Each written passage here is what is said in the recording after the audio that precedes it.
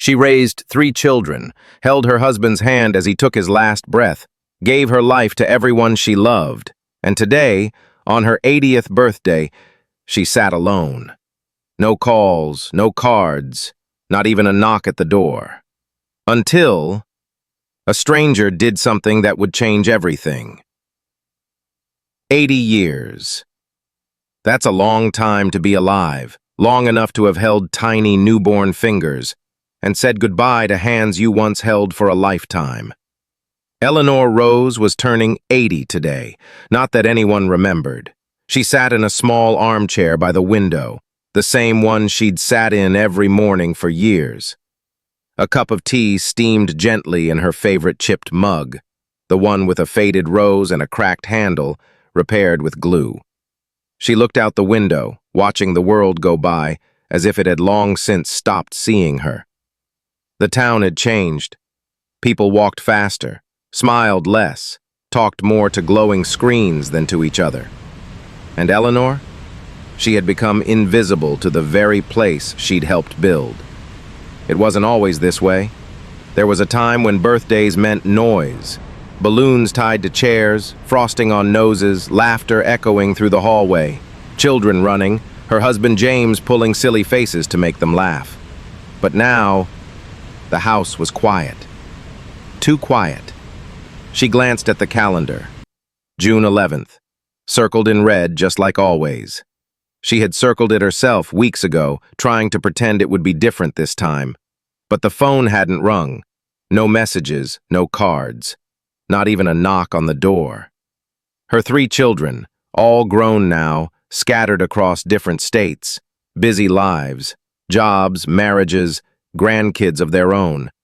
They used to call every week, then once a month, then only when they needed something. Now, months passed in silence.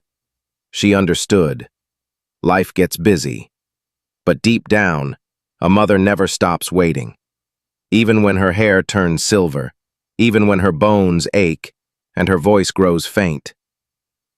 She got up slowly, her knees stiff, her slippers dragging across the wooden floor. She went to the kitchen and lit a single candle on a small vanilla cupcake, the kind she used to bake by the dozens for her kids when they were little. She took a breath, sat down at the table, and whispered to herself, "Happy birthday, old girl." Then she blew the candle out. No applause, no clapping, just the sound of silence and the smell of sugar. She picked up a card she had written to herself, folded neatly. Inside it read, "Dear Eleanor, you are strong, you are kind, and you are still here. Love, me." Her eyes watered, but she didn't cry. Not yet. She just stared at the card until her vision blurred and her hand trembled slightly. She missed being hugged, being asked how she was, being needed. The hardest part of growing old isn't the pain in your knees or the medicine bottles stacking up. It's being forgotten by the people you loved the most. Memories that hurt and heal. The house smelled faintly of lavender and something else. A quiet sadness. Eleanor closed her eyes, and when she did, the silence faded.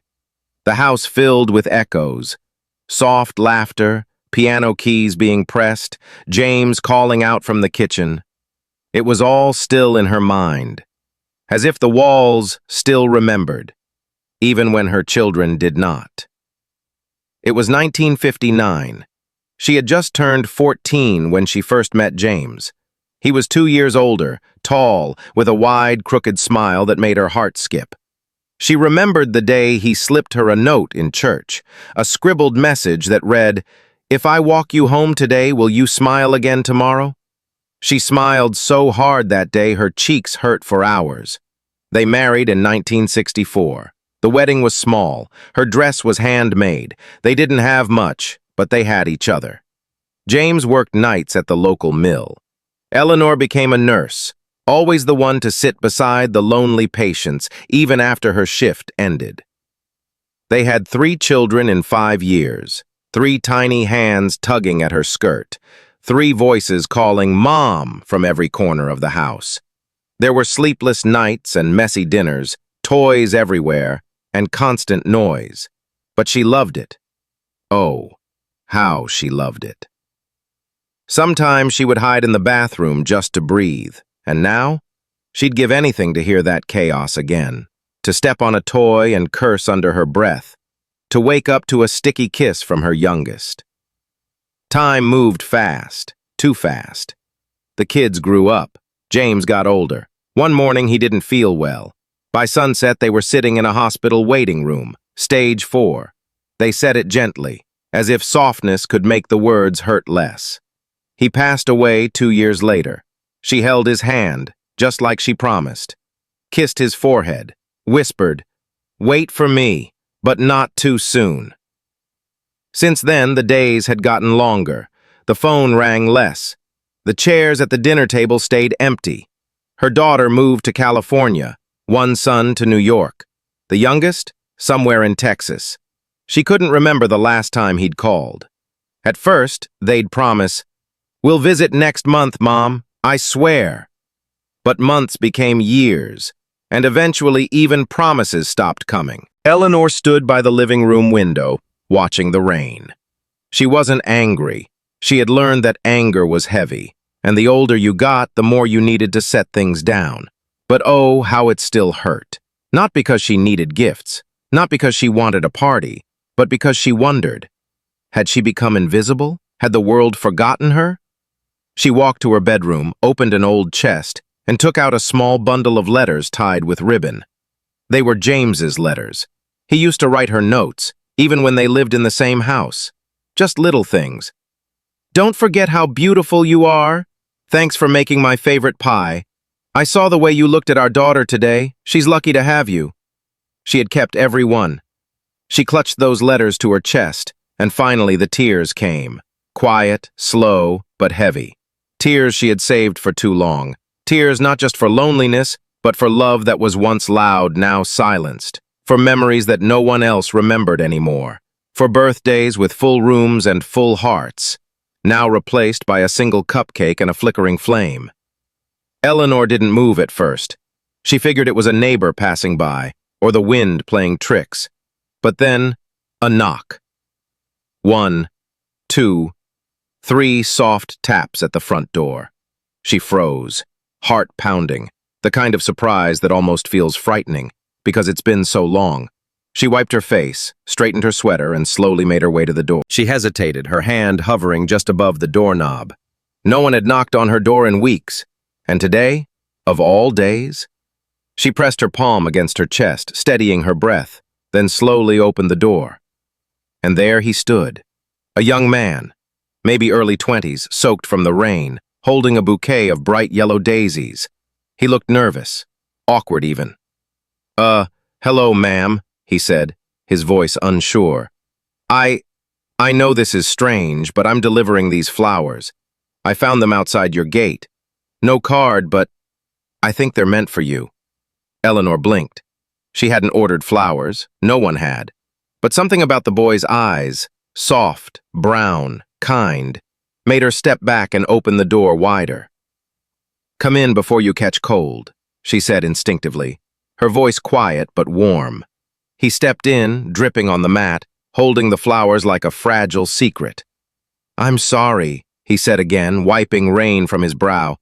"I was just biking past when I saw them. Something told me not to leave them on the ground." She took the daisies gently and looked at them with wide eyes, fresh, vibrant, like sunshine against her gray sweater. For a moment, neither of them spoke. Then, he glanced at the photos on her shelf. "Is that your family?" he asked softly. Eleanor nodded, her throat tightened. "Yes, once." The young man's name was Daniel. He was a college student, studying literature of all things, moved to the neighborhood last fall. He'd never noticed her house before, until today. They sat in the living room, him on the edge of the couch, her in her usual chair. She made tea, poured it into mismatched mugs, and offered a cookie from the tin she kept for guests, though no one ever came. She didn't know why she was telling him everything. Maybe it was the way he listened. Really listened. She told him about James, about raising 3 kids on a nurse's salary, about holidays that once filled the house with laughter and now just echoed in her memory. Daniel didn't interrupt, didn't glance at his phone. He just sat there, nodding, his eyes never leaving hers.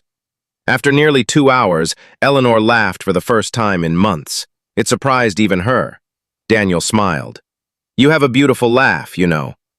She wiped a tear from her cheek. "Thank you," she whispered. It used to come easier. Before he left, he looked around the room again, then at her.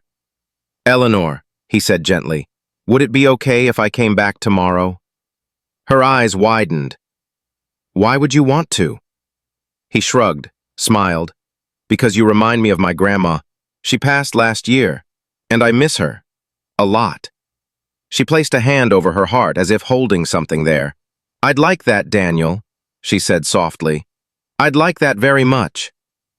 And just like that, a knock on the door turned a forgotten birthday into the beginning of something new. Daniel came back the next day, and the day after that, and the day after that too, always with a smile. Sometimes with books, sometimes with pastries from the corner bakery, but always with time.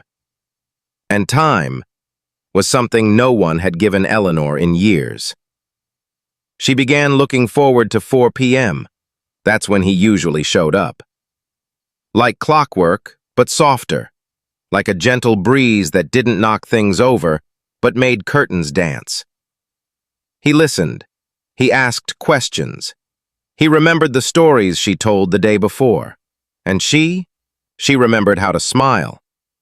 One afternoon, as they sat on the porch with mugs of tea, Daniel looked out at the sky and said, "You know, Eleanor, you're the most interesting person I've met in a long time." She chuckled. "I'm just an old woman with too many stories." "That's exactly why," he replied. "Stories matter. People forget that." That night, Daniel couldn't stop thinking about her. The way her voice trembled when she talked about James. The way her fingers gently touched each photo like it was alive. He opened his laptop and began to write. She turned 80 yesterday. Alone. No candles, no visitors, no one remembered. Except a bouquet someone left by accident. I knocked. She let me in. In 2 hours, I learned more about life, love, and what it means to matter than I have in 20 years. Her name is Eleanor, and if you're reading this, please don't forget the elders around you. Call your parents. Visit your grandparents. Love loudly, while you still can. He hit post. He didn't expect much, maybe a few likes from friends. By morning, it had gone viral. Hundreds of thousands of people were reading about Eleanor, sharing, commenting, crying. Messages poured in. This broke me. I'm calling my grandma right now. Where is she? Can we send her cards? Daniel was stunned. He showed Eleanor the post, hesitantly, not wanting to overwhelm her. She read it twice. Then again. Tears welled in her eyes, not out of sadness, but something deeper. A feeling she hadn't felt in years. She was seen. She was real again. Within days, cards started arriving, then letters, then flowers, some addressed simply to Eleanor, the woman who reminded us to care. A handmade quilt from a woman in Oregon, a painting of her and James based on a photo Daniel had posted. Even a video call with an elementary school class from Ohio who wanted to meet the kind lady with the warm eyes. Eleanor's small house, once filled with silence, now echoed with kindness. She wasn't just a widow. She wasn't just a forgotten mother. She was Eleanor, and the world had remembered her. One morning, Daniel found her sitting on the couch, holding one of James's letters. She looked up, smiling through tears. I used to think my story was over, she whispered. But maybe I was just... Spring came slowly that year, but for the first time in a long time, Eleanor could feel the warmth. Not just in the sun, but in her bones, in her chest, in her home. Cards continued arriving. Daniel kept visiting, and Eleanor, she began doing something she hadn't done in decades. She wrote. Letters to her children, letters she never thought she'd send. because hurt can turn to silence, and silence over the years becomes a wall. But Daniel had helped her remember, every wall can be torn down, one word at a time. So she wrote to Anna, to Mark, and even to Caroline, her youngest, with whom she hadn't spoken in over 10 years. No blame, no bitterness, just love. Just the words of a mother who missed her children more than pride. She mailed the letters and waited, not with expectation, but with hope, the kind of quiet hope that comes with age and faith. 3 weeks passed. Then one afternoon, just as she was watering the violets on her windowsill, the phone rang. She didn't recognize the number. Her hand trembled. She answered. "Mom? It's Anna." Eleanor froze. Tears rose instantly. Her legs gave slightly. She had to sit. "I got your letter. I'm sorry, Mom, for everything. I didn't know how to come back, but I wanted to. I always wanted to." Eleanor couldn't speak. The only sound was her quiet sobbing. "Can I come see you? All of us? For your birthday?" That Sunday, Eleanor turned 81. She expected something simple, a few guests, maybe tea on the porch.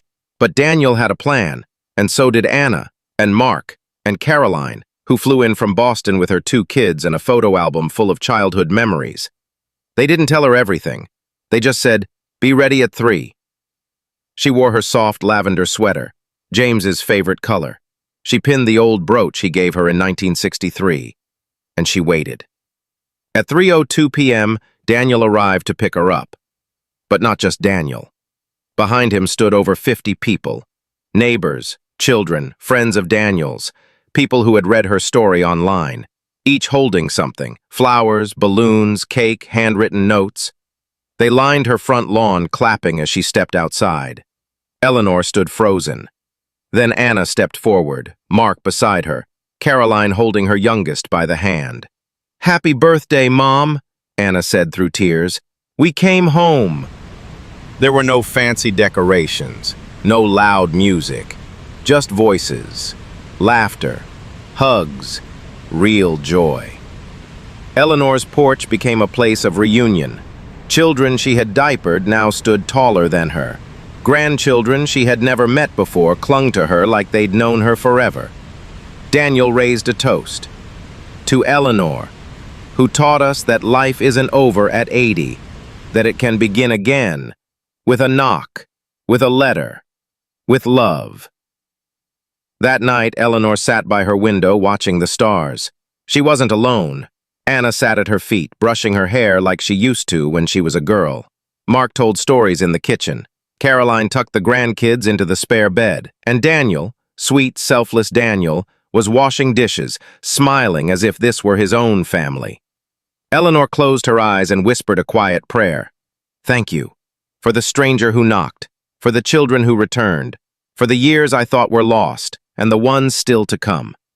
Because sometimes the greatest gifts don't come wrapped in paper. They come wrapped in second chances, in forgiveness, in the warmth of a hand holding yours at the end of a long road." She turned 81 that day, and for the first time in decades, she didn't feel old. She felt alive.